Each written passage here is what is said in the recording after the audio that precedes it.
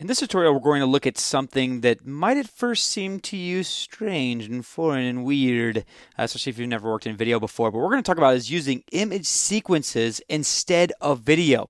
In other words, a series of pictures instead of video. Let me show you what I'm talking about here. Double click in the project panel and go over to the media folder. And then in the image folder, you'll find a folder called image sequence. Click on the first image only and then select JPEG sequence here. It should be selected by default, but just double check just to make sure.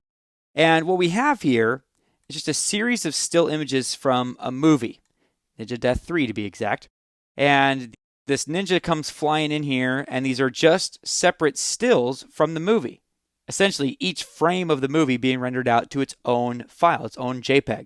Now, even though it kind of makes sense a little bit, because essentially that's what video is, just a series of still images, you might wonder, why in the world would you want to create a folder full of images rather than just one movie file?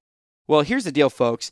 Image files are very standard in video editing circles. One of the reasons is because they're easy to break up. Let's say you had 30 gigabytes of stuff to send me.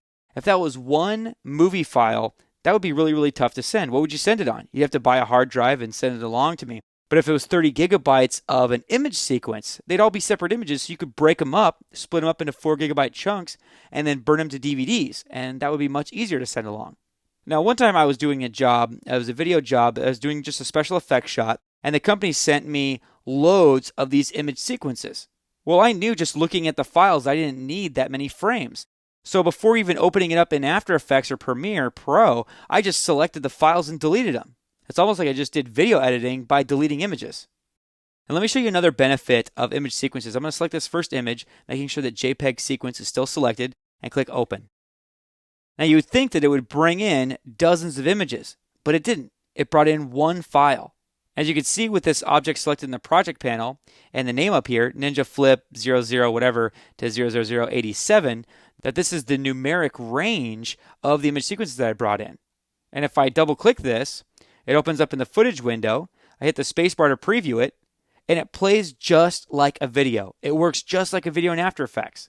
Now, another couple of reasons to use image sequences. Number one, you're guaranteed compatibility. Everyone can open up a JPEG. Not everyone can open up every type of AVI file. Not everyone can open up every type of MOV file. So if you're sending a project to somebody, especially someone on a different platform, so in other words, if you're on a Mac and you're sending it to somebody on Windows or vice versa, image sequence might be a good candidate, something to check out. Finally, image sequences are great for rendering. If you render to a video file and somewhere there's a crash, which happens often, unfortunately, you're going to have to start from scratch. If you've rendered to an image sequence, then you only have to pick up from the last image that you left off on. Now, honestly, I should point out here, too, that this is typically only good for intermediate renders only. In other words, like let's say you're going from a visual effects shot to video editing or back and forth or whatever, then image sequences are great. But as far as an output file format, typically when you broadcast, you wouldn't broadcast an image sequence. So often what I'll do in those cases is output to an uncompressed image sequence, then re-import that image sequence back into After Effects, and then spit it back out as whatever final format that I need to send it to. Again, it might be strange and foreign to you, but image sequences really do have a place in the world of video.